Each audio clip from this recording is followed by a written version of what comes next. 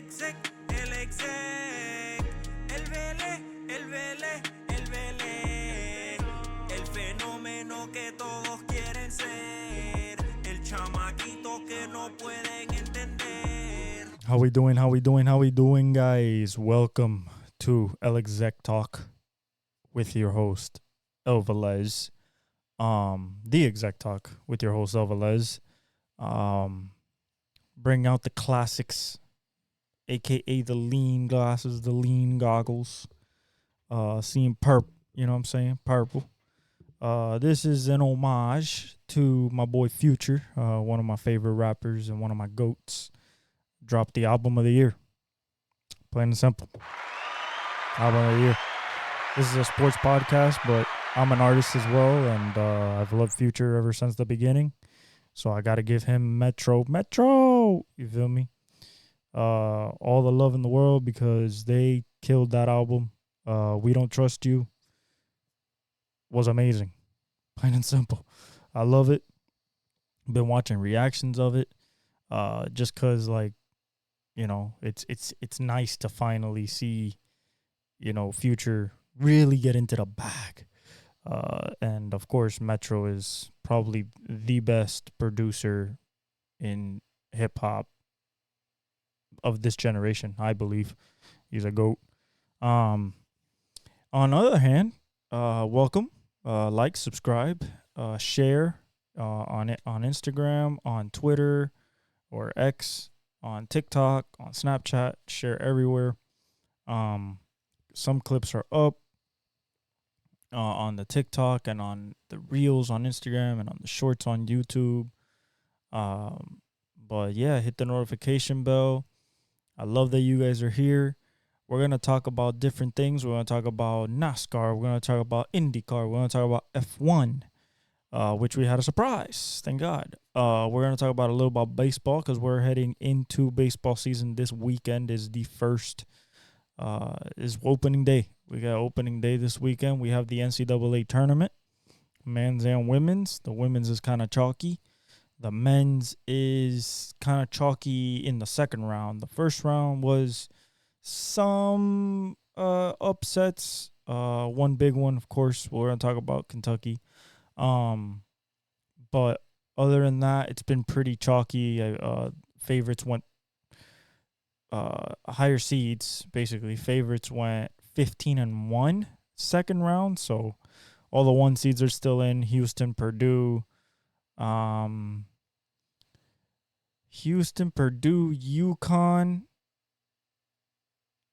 Why do I forget that fourth one seed?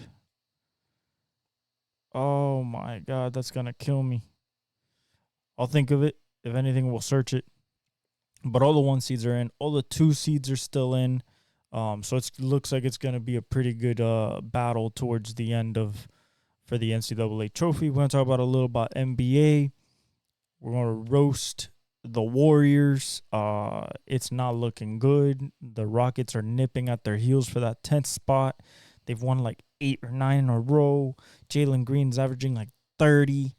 It looks like they figured it out finally. I mean, it took Ime damn near the whole season from that little bump burst they had in the beginning of the year. But finally, I guess it's getting together. You know, one of the things about Jalen Green, it's so weird to see him have success because we saw this in his rookie year. Struggle. Last 3 weeks, month of the season went nuts. Second year, struggle. Goes nuts the last 20 games. Third year, struggle, inefficient, struggle. Is he the guy? Can he be? And same thing this year. Like, I don't know why he just doesn't turn it up at the beginning of the season, be efficient. You know, maybe he's figured it out. I mean, he's like 22, 23, so maybe he's figured it out finally. I would hope so because they did invest I believe it was a number 2 pick on him. So, and he would be one of those G League Ignite stories that G League is getting shut down. One, I believe, is just they didn't get enough eyes on it. They weren't marketing it well. 2, it didn't really develop players. Scoot is having trouble adjusting. Kaminga took 4 years. Jalen Green has took 4 years. Hardy has, basically become a role player. So, like, I think that overall, shutting it down and letting overtime elite college,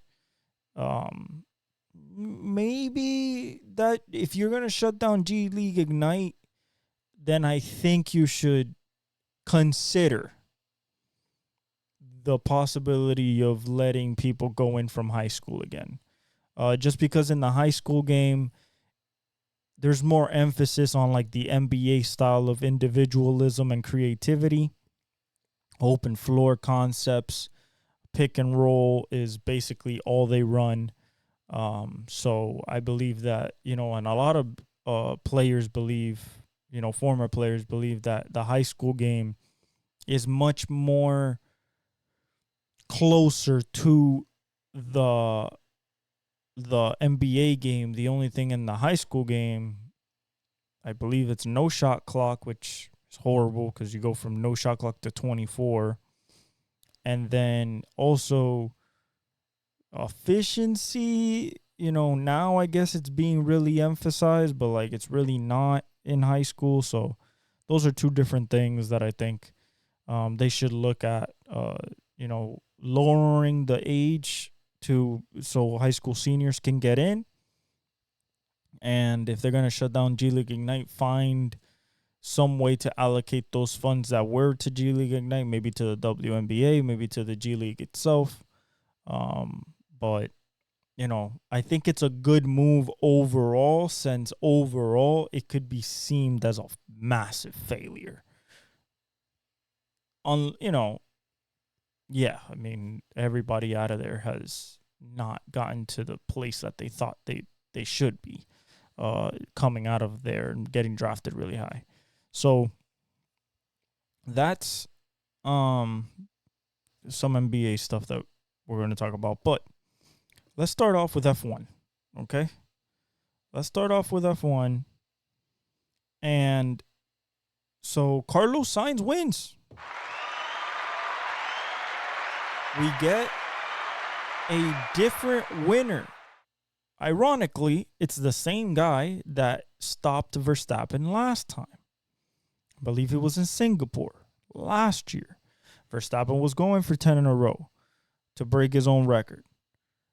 And Carlos Sainz won and broke that streak. Now, we can rave about till the cows come home how Carlos Sainz ran. And he ran beautifully. But let's not be remiss here that Verstappen, his right rear brake stuck on the formation right after the formation lap when they got to the grid.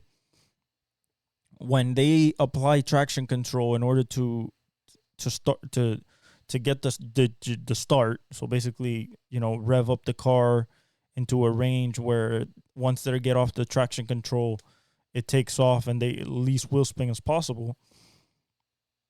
The problem with those cars is that the formation lap, because it was hot in Australia, it is very possible for any of the brake pads to stick to the rotor. If that happens, it doesn't matter if your foot is off the pedal. Your brake is still engaged because it's stuck to the plate because of the heat. That's what happened. It was stuck to the plate as soon as he started the race. You didn't see the smoke until heat really built up. And when heat really built up is when he made the mistake in turn 3. Carlos was just I got to give Carlos credit because he stayed within DRS range the first 2 laps in order to get DRS. Well, you get DRS after 1. So he stayed within range. But because Verstappen's brake was stuck, he couldn't get through turn 3. I think all the right-handers, he just couldn't take the way you want to take them. So he didn't have a chance to elongate the lead. All better for us. As soon as I started seeing smoke off the back of that car, I said engine. And then we looked at it a little bit more. Me and my dad were looking at it as he's running because he ran a little bit with the smoke. And that's coming from the tire.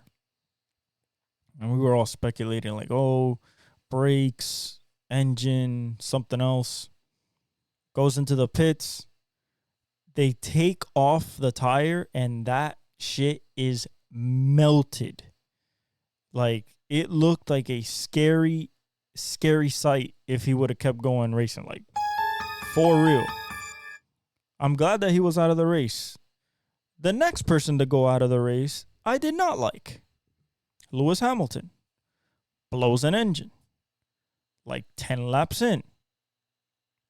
After starting 11th, so they weren't starting good in a good field position anyway.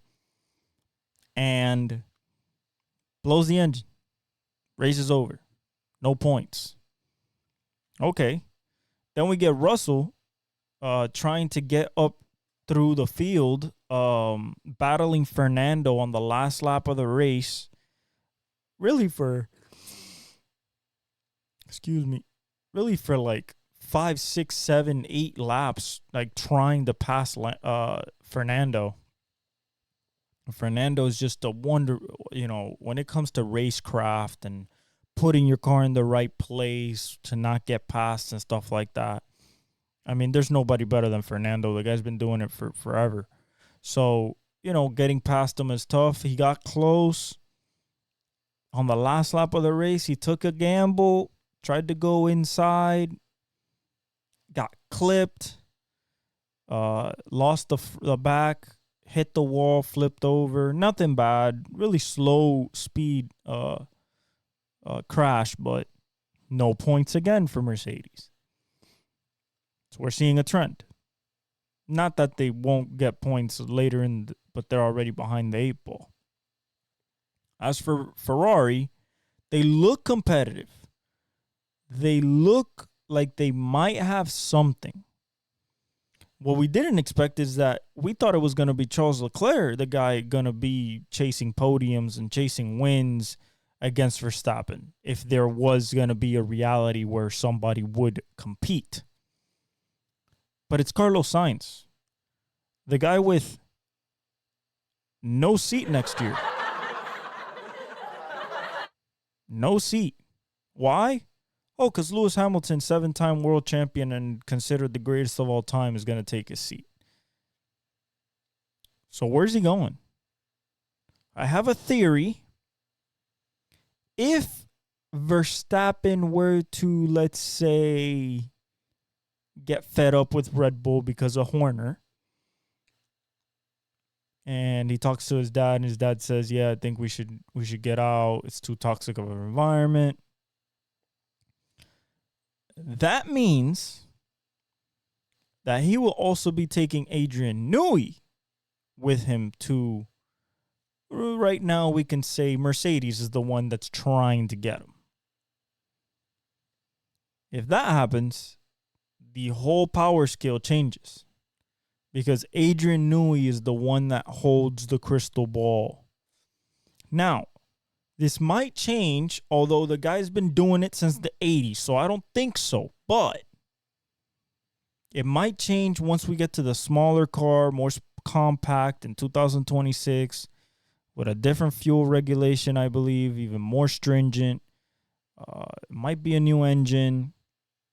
Audi's in there. The stake team is basically getting 100% bought by Audi, all of Sauber, essentially, because they want to do it right. And that means, having every single ounce of power with the works team, which is the team from Audi itself, the one that runs Le Mans and, runs the endurance team and all the GT classes that they run around the world. But the works team, which is Audi WRT, wants to have full control of that team, and I don't blame them, because if you are, let's say, you're Audi, right? But Sauber's running your team, you're not getting anywhere. Your name is on it, but you're not designing anything. You're not really hands-on. So I think that, once this season's over, I think Audi's taking over for 2026 for the new regulations, making a brand new car. But I think Verstappen would lean towards Mercedes. Depends how him Toto, look and stuff like that. But that's for another time. Shout out to Carlos Sainz, Charles Leclerc, Ferrari 1-2 for the first time in forever. I mean forever. Like in years, Ferrari 1-2. And it's been the first time since I believe they said 2007, which was Lewis Hamilton's rookie year, where it was Ferrari 1-2 and then 2 McLarens because Norris and then Piastri were third and fourth. And that was when Kimi Räikkönen, Felipe Massa, Fernando Alonso, and Lewis Hamilton. That was your front four back in 2007. Kimi Räikkönen. Yes. Felipe Massa. Yes, the guy that got hit in the head with a spring and ended his career. The reason they have halos. Fernando Alonso and Lewis Hamilton running the McLaren Vodafone cars back in the day. Those were the days of Formula One running V10s. I mean, it was awe-inspiring to see and to hear V10s. A lot more aero and little winglets, stuff like that. It might have been the year of the V-duct. I'm not really sure. That might have been 2008.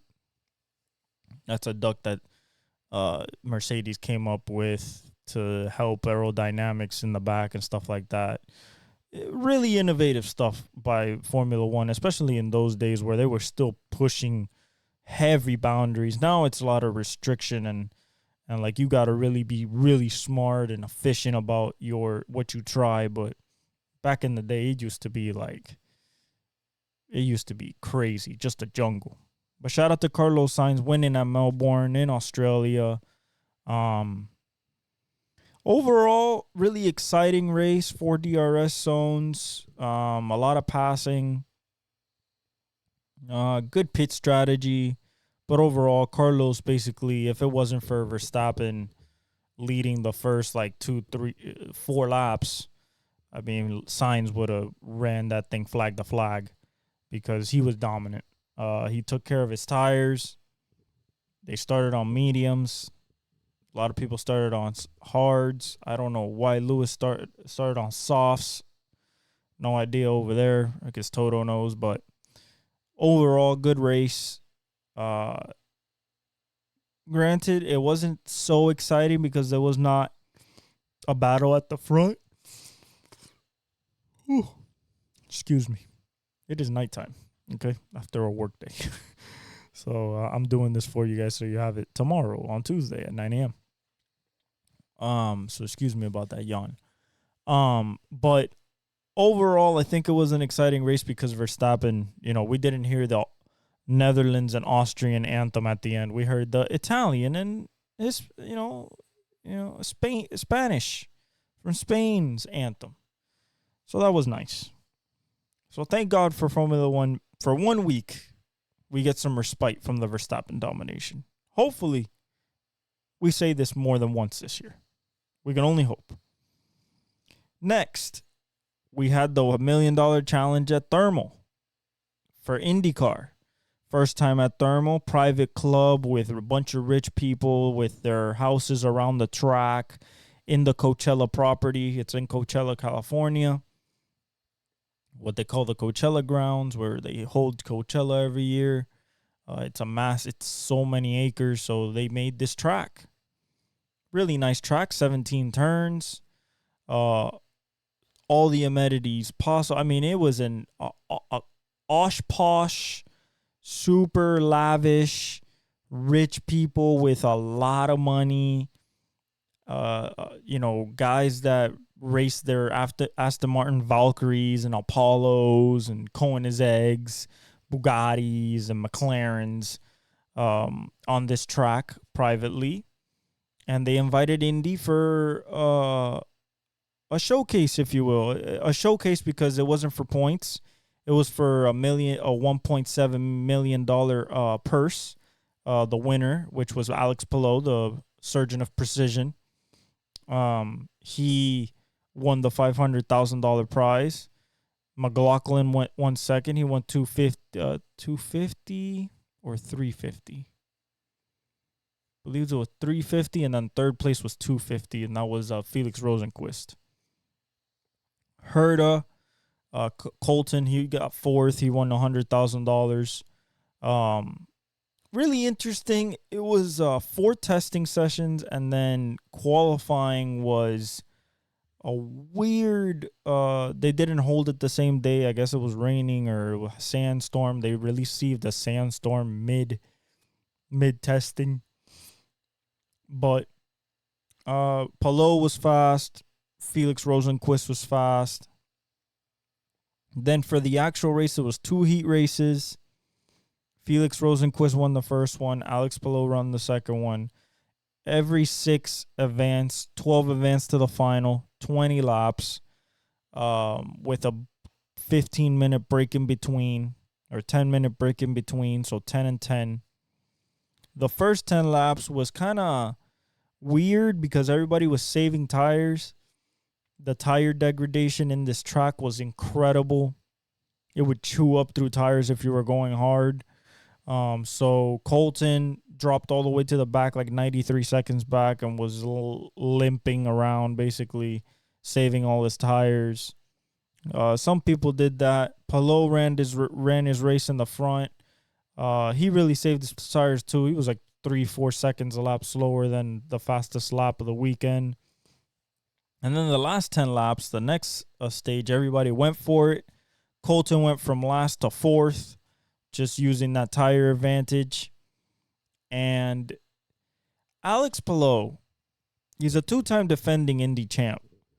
But the thing is, he reminds me of a young Scott Dixon, where it was just, if he's on the track, if he has a good car, which most of the time he does, running for Ganassi, if he has a shot, and if he ever gets the lead, you're not seeing it again. That's what Scott Dixon when he was younger was.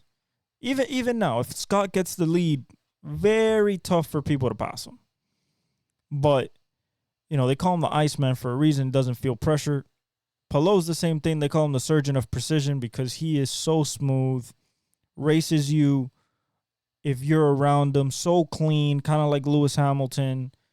But if you want to pass him, you better be good on your tires, good taking care of your equipment and your car, because he's not going to make a mistake. And if you are in front of him, do not make a mistake. He will capitalize and then drive away from you. So shout out to Alex Palou for winning at Thermal.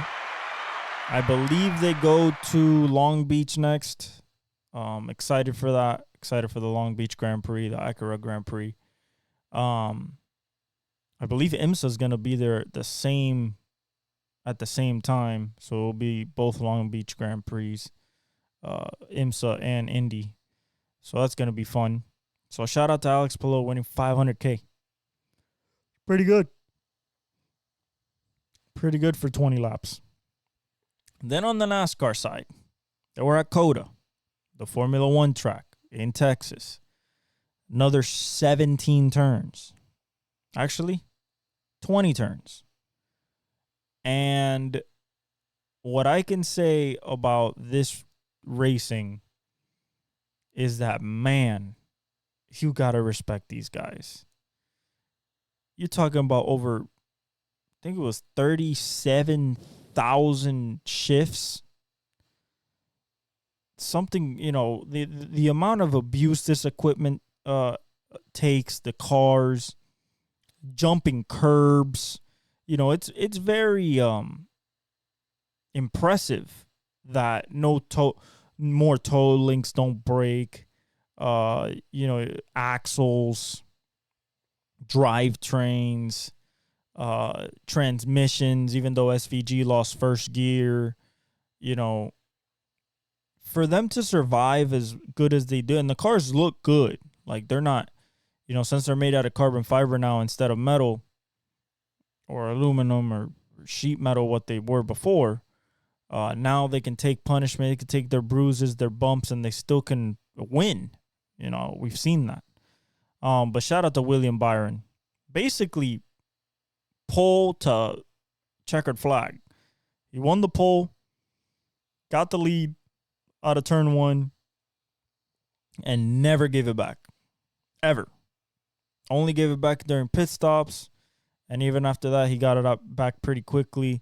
He held off Christopher Bell at the end. Christopher Bell, on a different strategy, had taken tires not to the back of the field, but like mid-pack, with around like 20 laps to go or so, 25-ish laps to go. And he drove through the field from like 17th all the way to 2nd and was catching William Byron. But he didn't have enough laps left, and William Byron kept the pressure enough and saved enough of his car and his tires, because tires were a big deal, especially when they started to fall off. People were running 2-3 seconds before 2-3 seconds like a lap slower when they had basically no tires.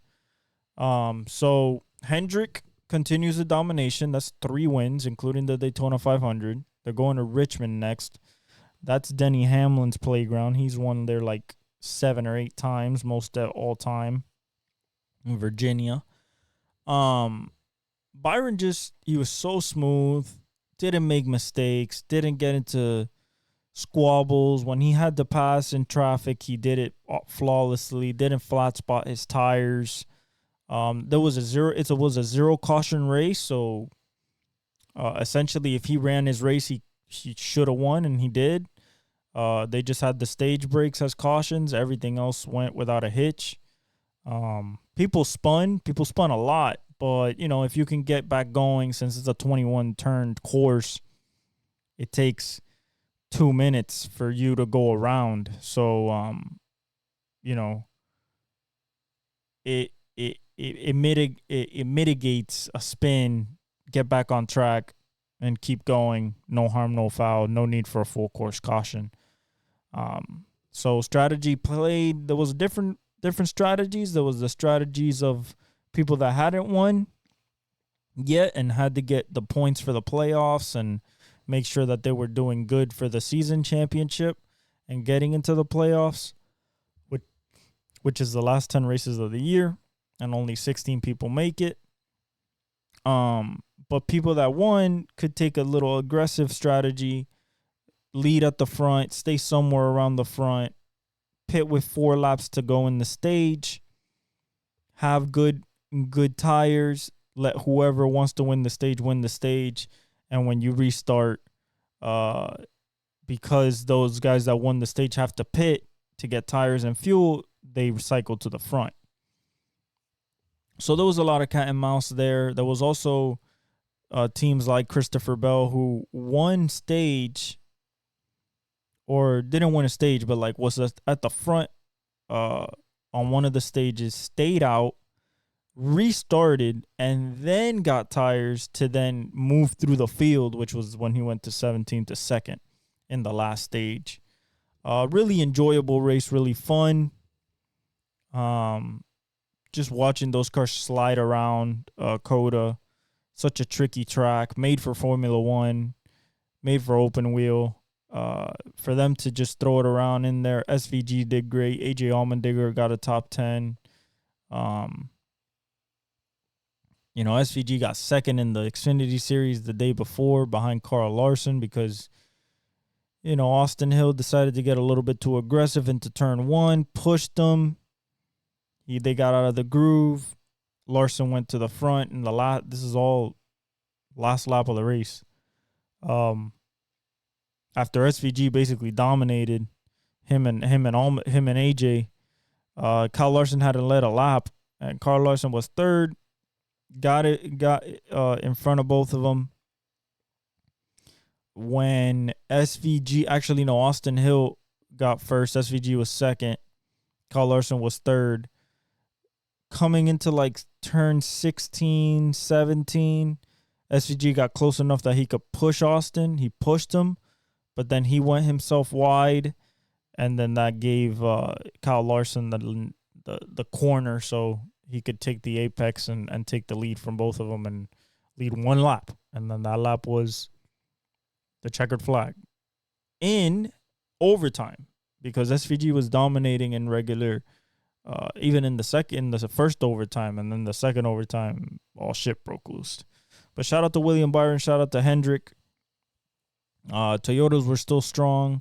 I expect them to be strong in Richmond, especially Denny Hamlin. Overall, it's Toyota. It's literally Hendricks versus Gibbs. Ford is not even in the spirit realm or world of these two organizations and two manufacturers right now. They're going to have to figure out something. They do have the defending champion. But overall, right now it's Toyota with Gibbs and Hendricks with Chevy. A little bit of Trackhouse, Ross Chastain and Daniel Suarez has been running well, but Haas and Colleague Racing and, Legacy Motorsport, Jordan with Reddick ran well. Bubba Wallace had another horrible day. Thank God.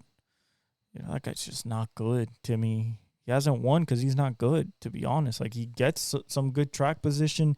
He sometimes qualifies really good, but I don't know.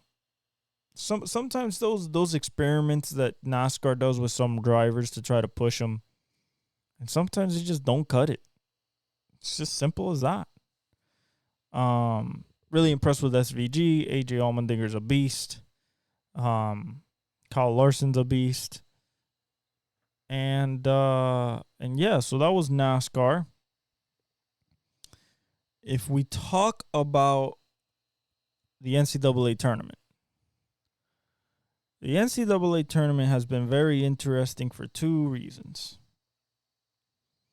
Kentucky lost, and I believe that is their second early loss in a row, and an early loss for Kentucky is basically not reaching the Elite Eight, essentially, because that's what they're used to, competing for championships.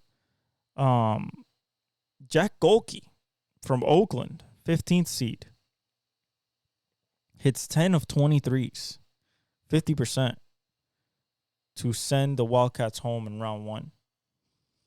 Now, I don't know if this will affect Dillingham's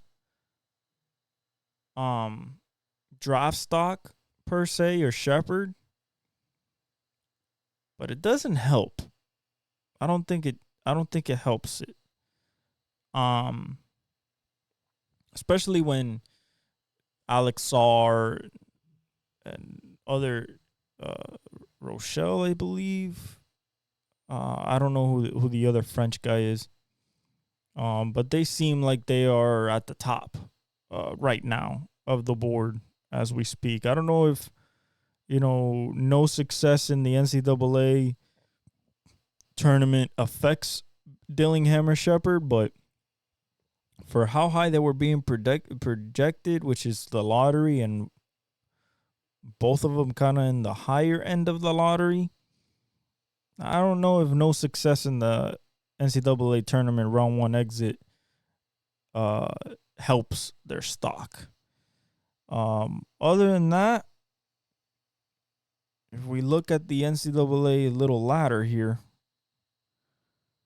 if we look at the ladder, we had Colorado beat Florida. That's because our dude broke his leg. So, understandable. Duke beat Vermont. Northwestern beat FAU, which had just come from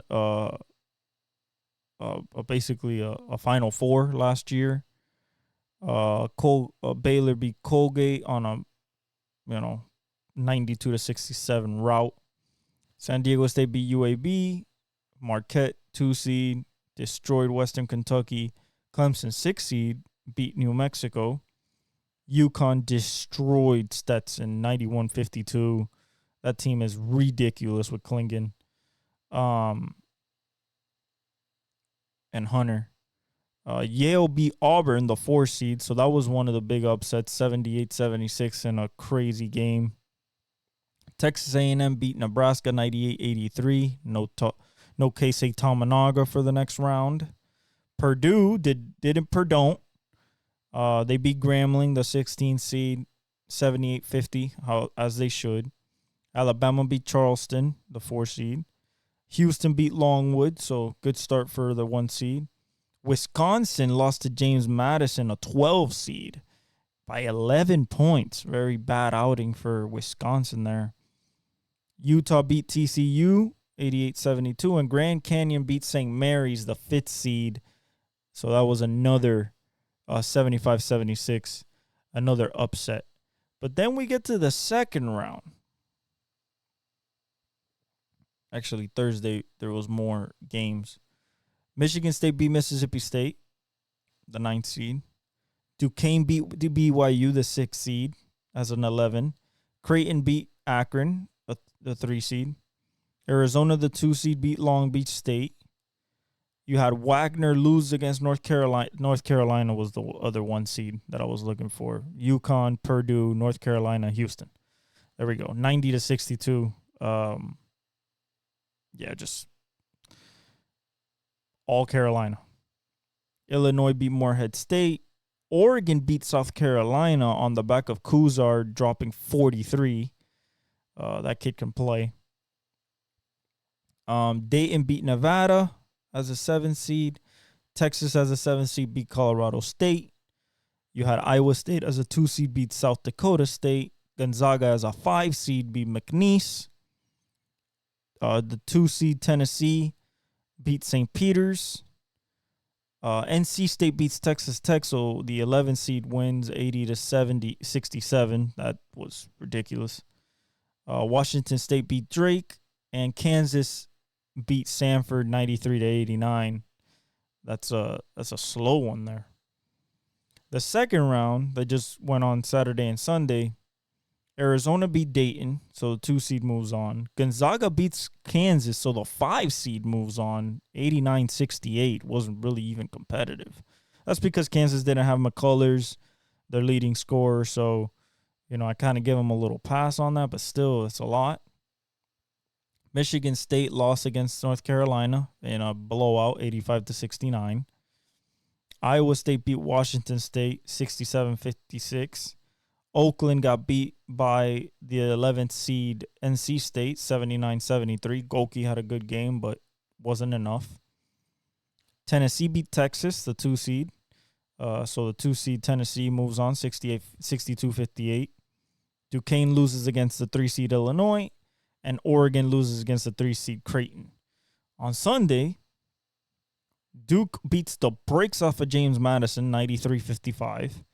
Marquette wins 81-77 against the 10 seed Colorado. Purdue destroys Utah State, the 8 seed, 106-67. Good game by Edey. So all those are not going deep in the tournament. Those are falling on deaf ears over there.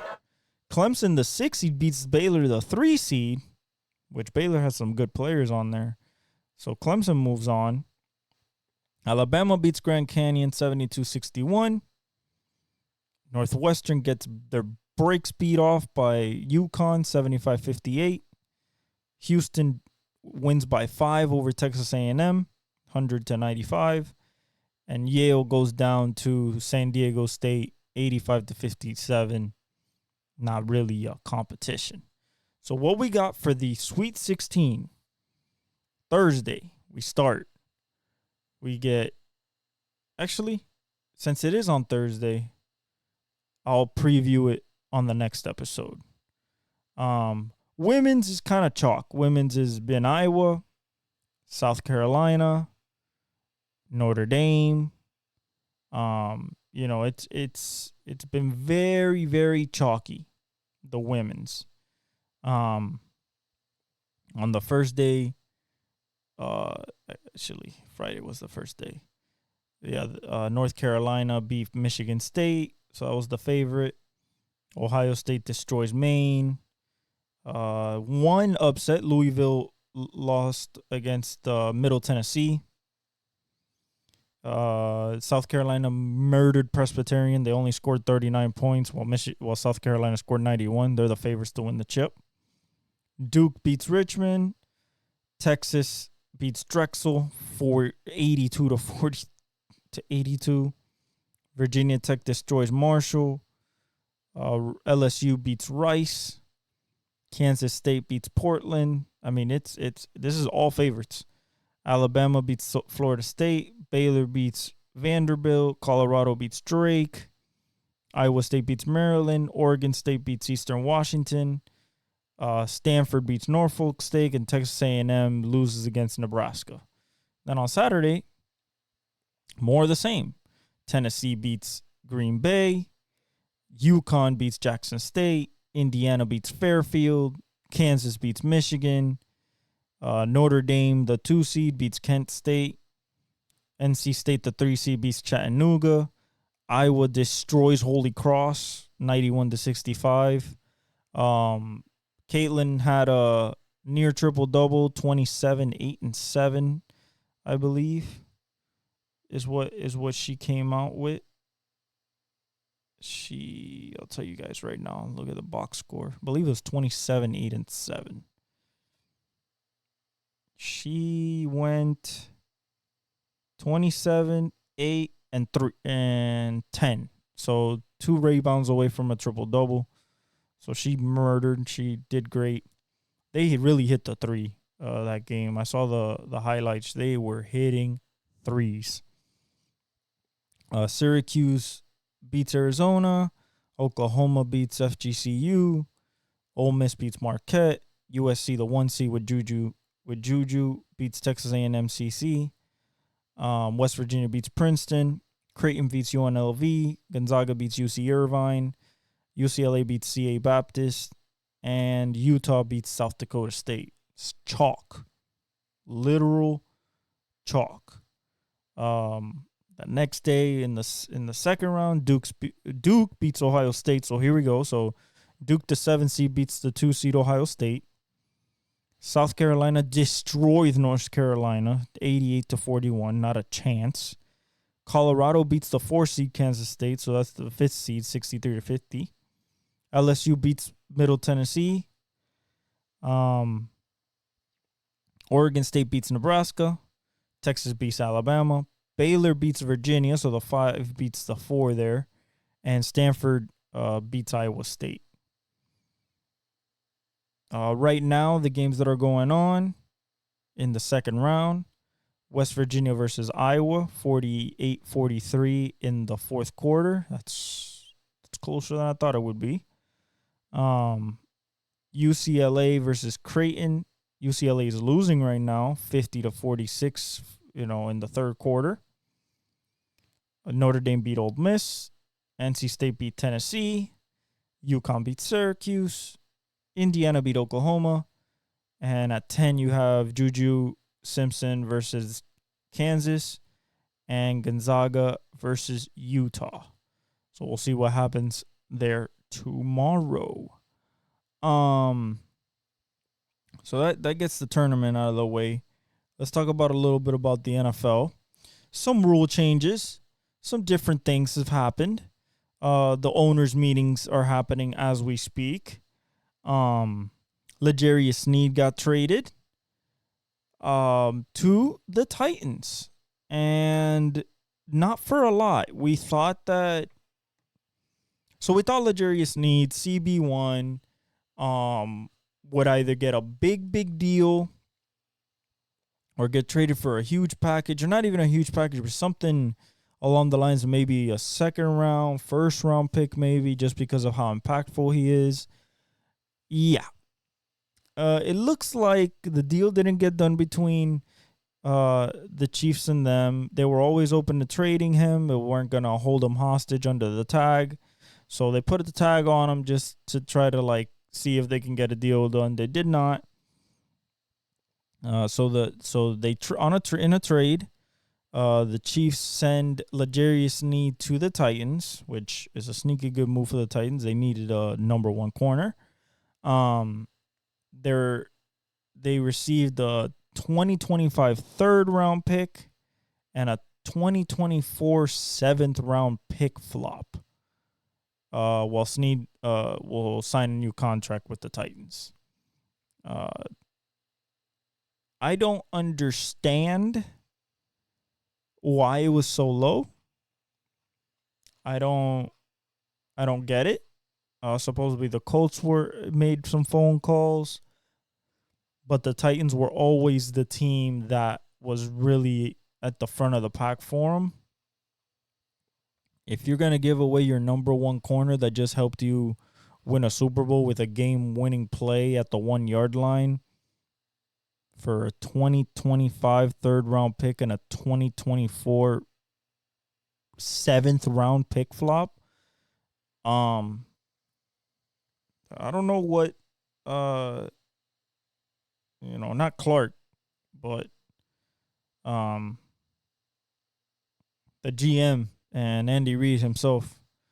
I don't know what they're doing, but they know how to get their way through the draft. So maybe that third round pick next year turns into somebody, or they trade the pick and flip it. That 2024 seventh round pick flop, I don't know how that's going to work unless you find another Pacheco or something like that. For the Titans, this is really good. They can kind of, in their division, when you think about number one receivers, they don't really have to worry about anybody except Michael Pittman with the Colts. Other than that, I mean, Tank Dell or Nico Collins with the Texans. And then no Calvin Ridley. So you're literally looking at, you're not looking at much. Zay Jones, Christian Kirk, and is it Deontay Johnson? Did Deontay Johnson go to... Now I sometimes don't remember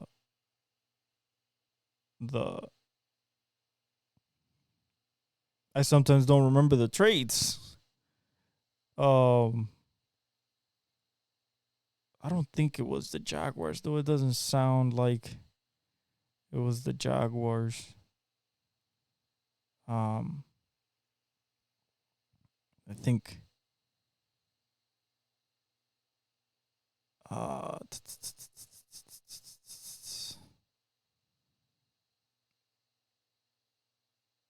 don't know. I don't know if it was. No, he went to Carolina, so he went for Bryce Young. So yeah, Zay Jones, Christian Kirk. Maybe they draft one. Maybe they trade for. They try to get T. Higgins. He's still out there, surprisingly. If somebody was going to snatch him up, I thought that they would, but nothing's going on with the Bengals there.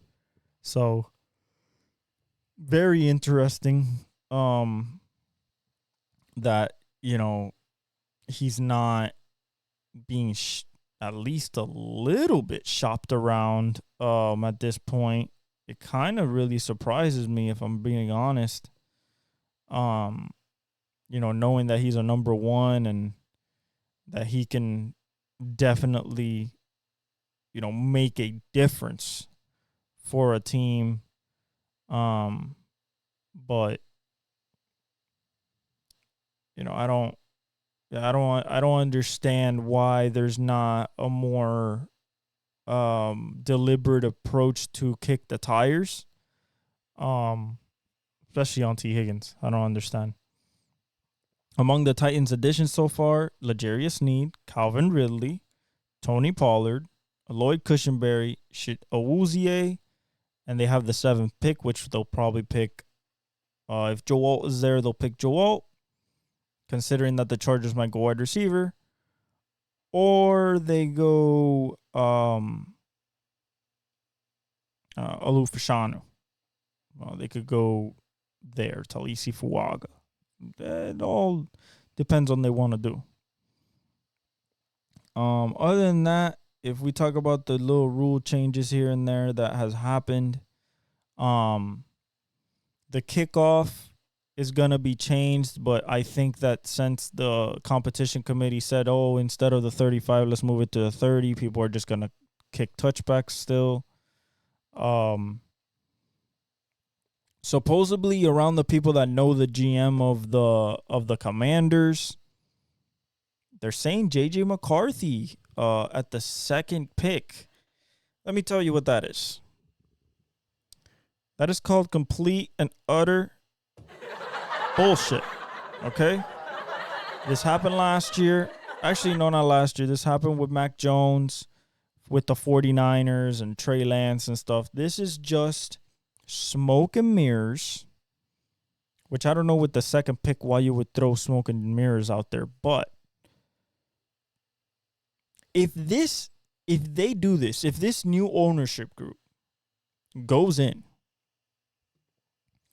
and overthinks the wheel and drafts JJ instead of Jaden, you will be the laughingstock of the NFC for the next 20 years. And then you would also give the Patriots Jaden Daniels, which is not a good idea at all. Under any circumstance, you do not want to give a team that has no momentum any momentum. Make them Drake May. Make them go the hard way. Sit them. Suffer with Brissett. And then they can maybe get good later. But you do not want to just hand the Heisman Trophy winner and an elite athlete with size to the Patriots. Just don't do it. Also, I believe Vikings will move up to possibly number 6 with the Giants for J.J. McCarthy. If Arizona moves out of there, they're dumb. If the Chargers move out of there, they're dumb. They need to take Malik Neighbors, because if they don't, the Giants will. And they still need a number 1 receiver. They got rid of Mike and Keenan. I don't think Quentin Johnston is going to be their number 1. So they have to drop Malik if Arizona drafts Marvin. If Arizona does not draft Marvin and they go Malik, then they just take Marvin Harrison Jr. Plain and simple. That's pretty cookie cutter. The 6th is where it gets dicey, because the Giants, from what I have been hearing in the interludes in the webs, Daniel Jones might not be the long-term answer there, which is what we've been saying forever, but they're the ones that gave him the contract.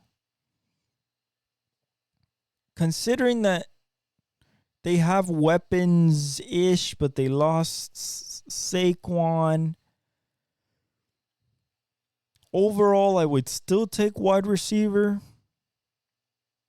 but now you're competing with the Vikings. Do you just stomp on the dreams of Vikings fans and even Raiders fans and draft J.J. McCarthy right there and potentially just take your quarterback of the future, you develop him, and you're happy for the next 10 years with Daboll, with an athletic quarterback that is probably the most accurate quarterback he's ever had? Or do you say, okay, Daniel Jones, we're going to give you one more year, and in this one more year, we're going to give you the best weapon possible. We're going to give you Rome Odunze. It's the best we can do. If not, Brian Thomas Jr. If they want receiver, Brian Thomas Jr. will be there at 11 if they want to trade with the Vikings, because the Vikings will probably offer 23 and 11 to move up to 6. If not, 11 and a second round pick to move up to 6. If they do that, they'll take J.J. McCarthy. If the Giants move down to 11, Rome is going to be gone at the 9 spot because of Chicago. But Brian Thomas Jr., the freak of nature, will still be there at 11. So, depending on what you want to do there is a lot of wiggle room.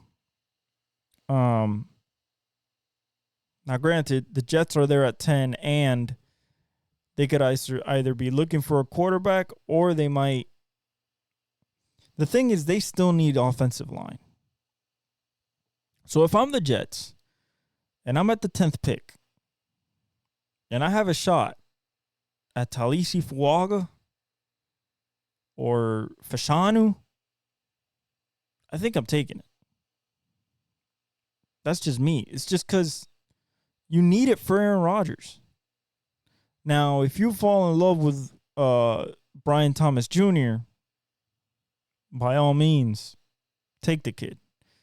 But if you can't throw him the ball because you have no protection, that does not work. Maybe they're old Tyron Smith and Morgan Moses. Maybe that works out, but, they're old. Kind of like Teron Armstead with Miami. Old. So, will they get you what you want? Should you take a high-end tackle? I believe you should, but, if they want another weapon, they could definitely take Brian Thomas. And then the Giants are looking probably at A.D. Mitchell, Xavier Legette, Xavier Worthy, even though they already have Jalen Hyatt, so you shouldn't draft a speedy guy. Interesting, because Malachi Corley, not a guy that it's getting mentioned the first round at all, but the best yak guy in this class, according to everybody, him and Malik Neighbors. He ran a 4.45. That's pretty good speed for what he does. At his pro day. So that's pretty good. So will he start jumping up boards? Or he's a very intriguing prospect. People have been talking about him since the Senior Bowl. He couldn't do drills at the combine, so he did them today at pro day and showed out.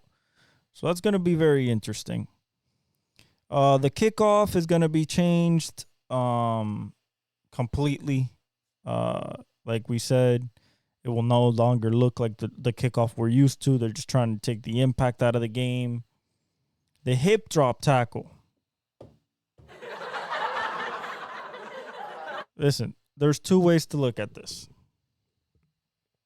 One, it's good for the game because the tackle is legit dangerous and can cause extreme damage, as we saw with Mark Andrews this season, breaking his fibula. But at the same time,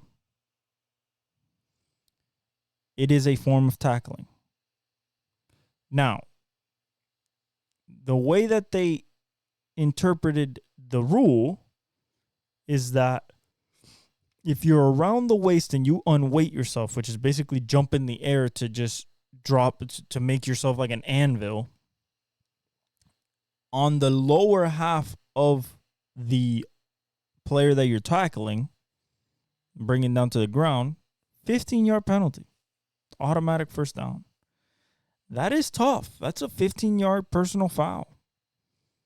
Now, another thing that was passed was you can get a third challenge just by winning one of your challenges. So that's good. They're trying to get that the sky judge, it's not really a sky judge in the NFL, but essentially that's what it does. The guy in the booth, there's a referee that is in the booth along with the people on the field. And we saw it last year after further discussion. The rule has been overturned or anything like that. That's getting in. That's the referee getting information through the ear from the guy looking at the replay. Supposedly, they're gonna have a little bit more freedom in telling them, "Hey, pick that flag up. Hey, that's not a foul," and stuff like that in real time. So we'll see how that works. I'm excited about it because maybe there'll be less horrible calls and more emphasis on like, yo, let's actually abide by what's happening in the game instead of like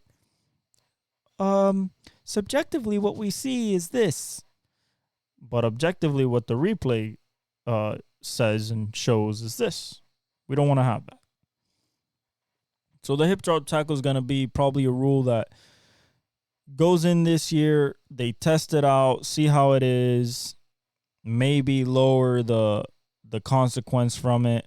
But the reason they said they passed it is because there's teams that are actively, we don't know the teams, but there are active teams that teach the hip drop tackle in a form where it is most dangerous for the opposing player. So that's why they passed it. They need to add that type of safety to the game. Other than that, not much have come out from it. Oh, besides the Steelers,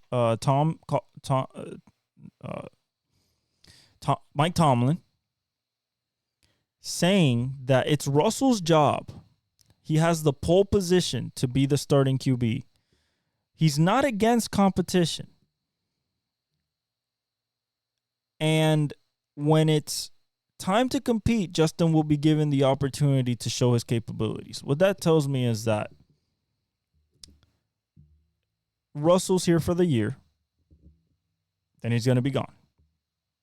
After that, Justin Fields will take over. This year for Justin Fields, he should use as a complete sponge year. He's behind a Super Bowl champion, a guy that's gone to 2 Super Bowls, been a multi-time All-Pro, led the league in passing, led the league in touchdowns, really doesn't turn the ball over. A guy that he could learn from, future Hall of Famer if everything goes right in the next few years. But he's not going to start. Justin Fields will not start. And I don't think he'll play a lot either because Russell doesn't get that hurt either.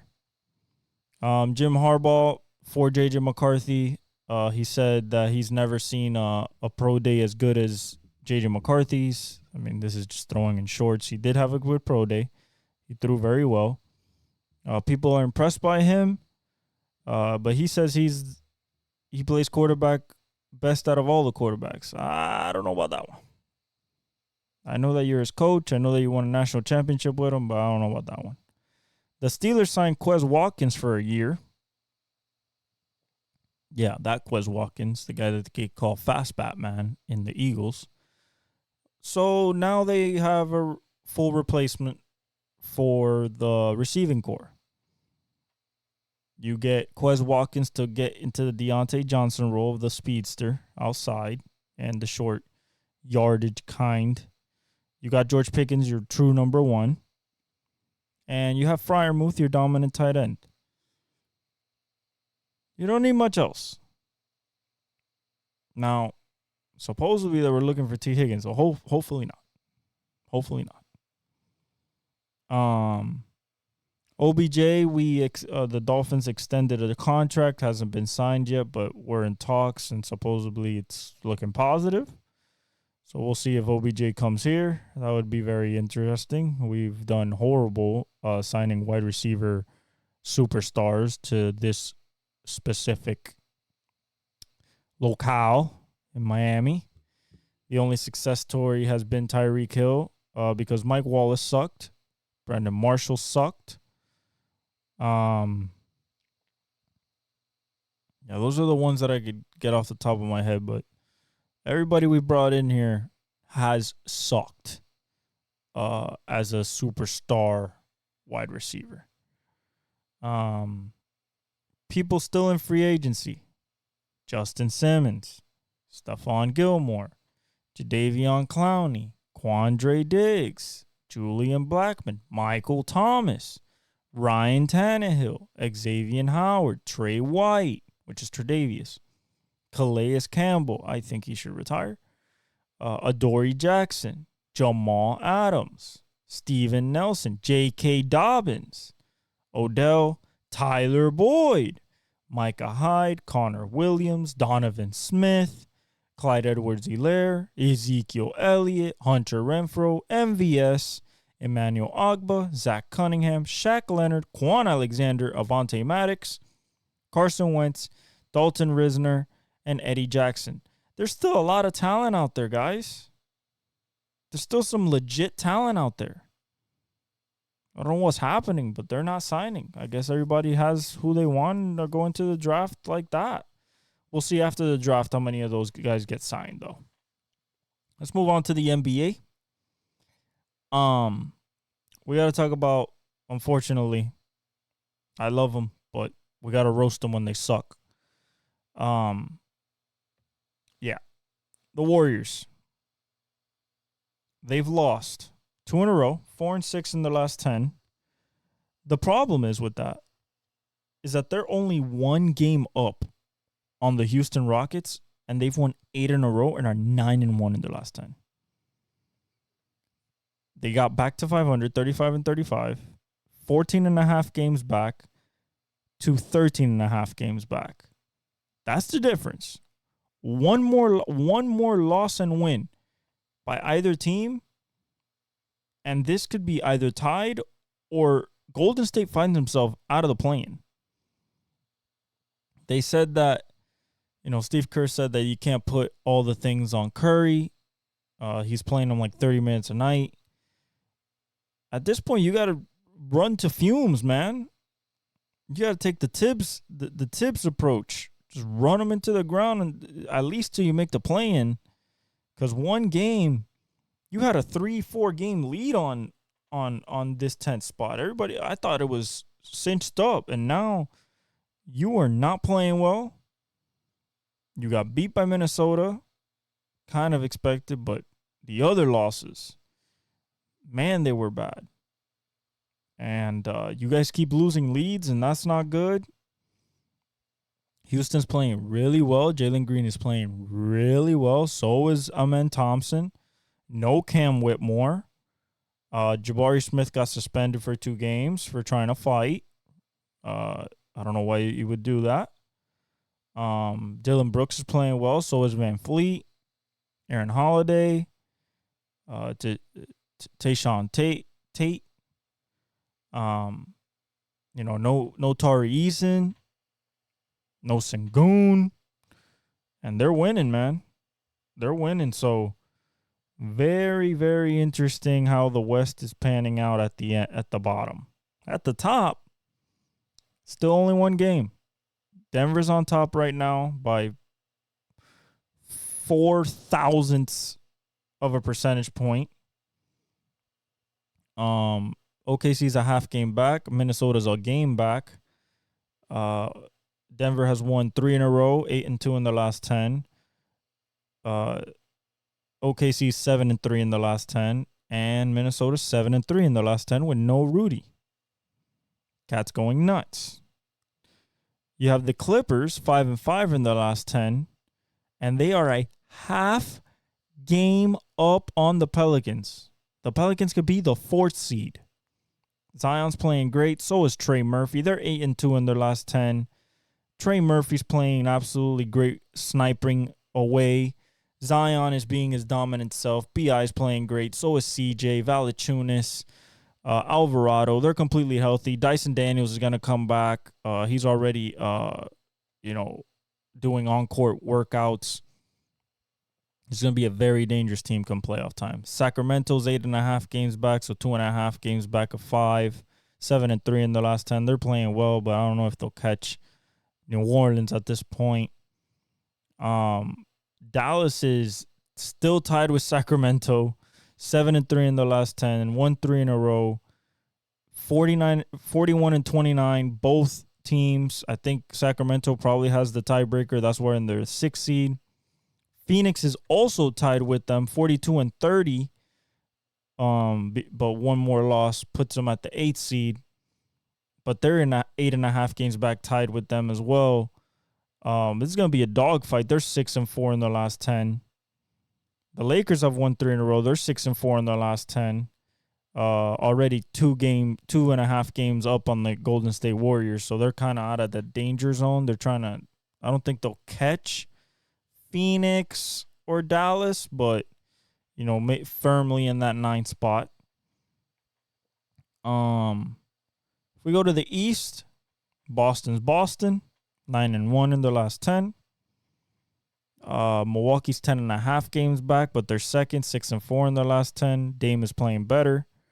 Now that Giannis is back, Dame is still playing relatively really good. His numbers hasn't dropped as much as they were in the early part of the season.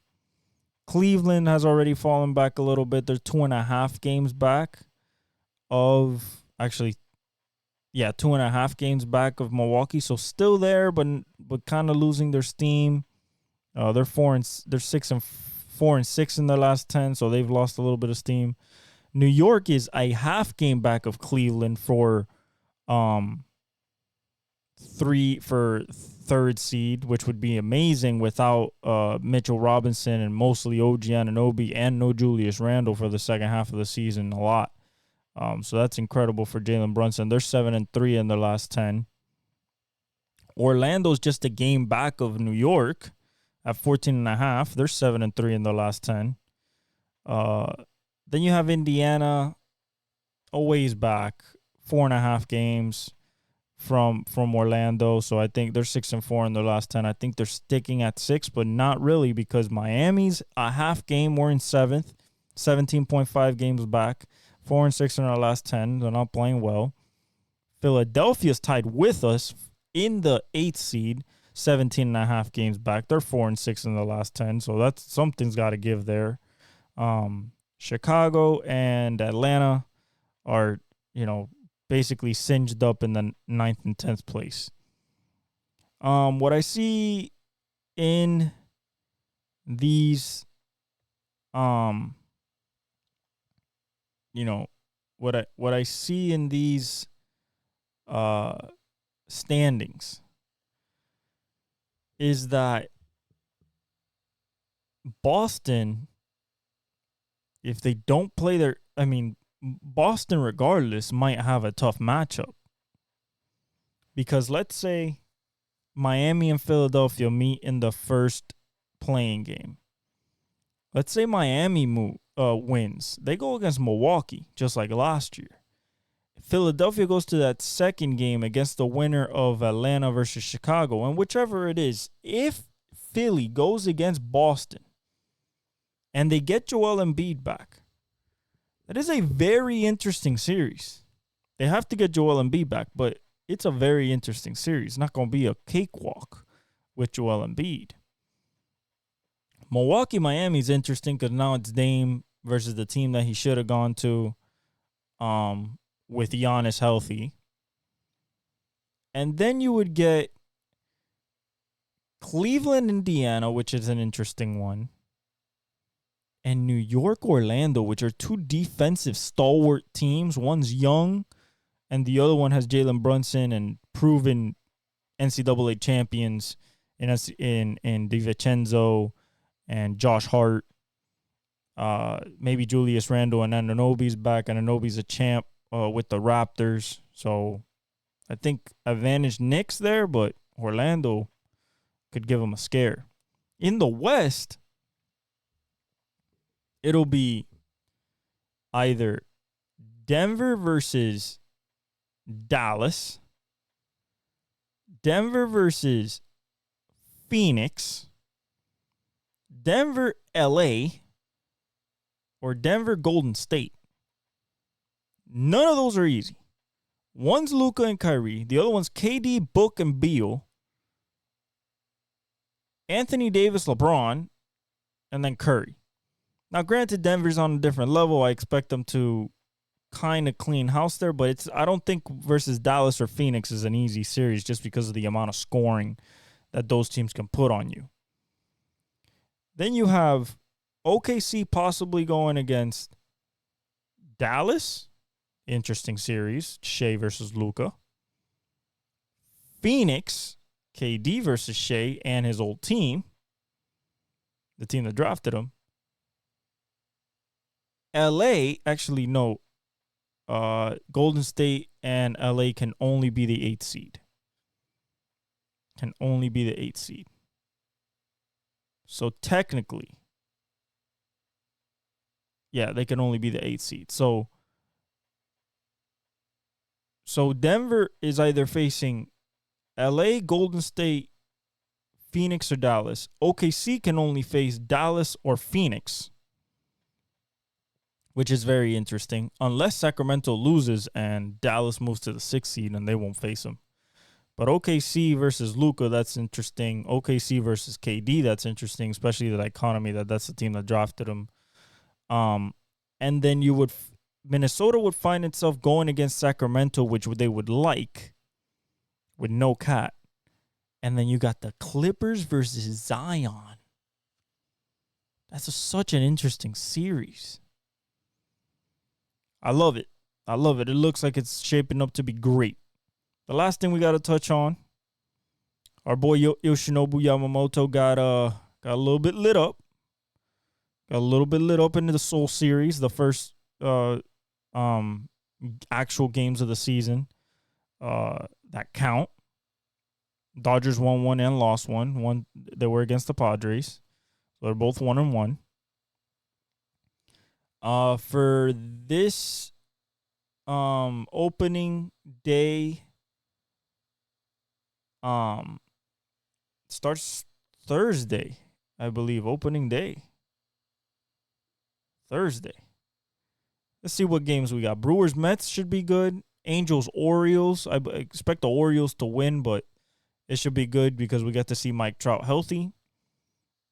Braves Phillies is always going to be good. It's probably going to be Nola versus Strider. If not, Wheeler versus Strider. Tigers White Sox. Tigers should dominate that. Twins Royals. I expect that to be an actual good game. It might be Cole Reagans versus they lost Sonny Gray. Pablo Lopez. Yankees Astros is going to be great. Probably going to be not Garrett Cole. Probably they'll send out Rodon. And Astros will probably send out Christian Javier, if not Fromber. Giants Padres should be a good one. I expect the Padres to actually win that one, even though I like the Giants this year. Cardinals Dodgers should be a bloodbath. That should be all Dodgers all the time. I expect Ohtani to have a big day. They'll probably start Yoshinobu because Clayton is not healthy right now unless they want to throw out Bobby Miller out there. Blue Jays Rays should be a good game. That's probably actually no, they might throw Glass now in the Dodgers. The Rays, that'll be an interesting game. They're probably throwing out not Glass now. What's the other guy? Another really good pitcher. I'll tell you guys right now. Kevin Gausman. Probably throw out Kevin Gausman out there. Tampa Bay, they have, I don't know who's healthy right now. I know McClanahan isn't. Springs, I know Springs. I know he's probably not healthy, so I don't know who they're gonna throw out there. That's gonna be interesting. Cubs Rangers should be a good series. They'll probably throw out Nathan Eovaldi. If I have to guess, Nathan Eovaldi. And then the Cubs probably throw what's this man's name? Not Logan Webb. Justin Steele. Probably throw Justin Steele, the excellent righty. Guardians Athletics is something you don't want to watch unless it's Shane Bieber probably on the mound. Red Sox Mariners, that should be Luis Castillo, if not Logan Gilbert. I expect one of those two to be the starter. The Red Sox are probably sending Brandon Bayo out there. Yeah, I don't know who else they would want to send out there. The Rockies Diamondbacks. That's probably Zach Gallen. And then the Rockies, who cares? They're going to get smoked.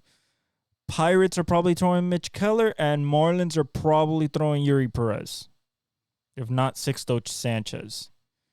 I actually expect the Pirates to win that game because of O'Neal Cruz and Ryan Reynolds. I expect the Diamondbacks to win. So yeah, pretty good games on Friday. See if anybody else is different playing.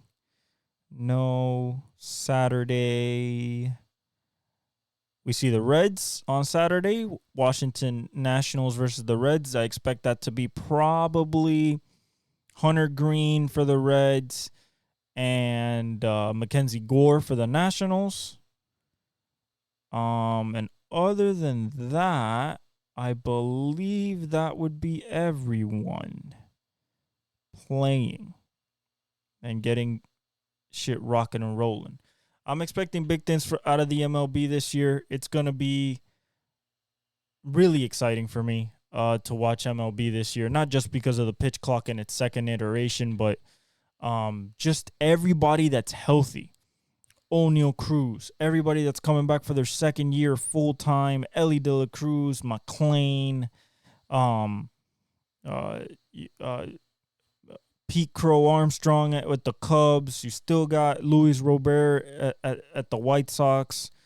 New faces and new places. Juan Soto with the Yankees. You still Ohtani. See what the Braves are gonna do. What Houston's gonna do. See if the Tigers with Spencer Torkelson and Green and Riley Green, can they get off the mat? The Twins. So I'm very excited for baseball. Really, really excited. Really excited to see home runs. Excited to see strikeouts. Excited to see no-hitters. Maybe a perfect game. Amazing stat lines. 3 for 4s, 4 for 4s, cycles. You name it. I love it. Stolen bases. I love it all. All the prospects, Jackson Holliday, Paul Skeens, Wyatt Langford. I'm excited for every single body to come up. But yeah, that was your rundown right there. Baseball. We also cover that here too. I love you guys. Thank you for supporting me on every platform. Like, subscribe, hit the notification bell. Follow me on all my socials, link in the description. We're on TikTok, Instagram, shorts on YouTube. Follow all of that, share it. I appreciate all the support, and I'll leave you guys with the outro.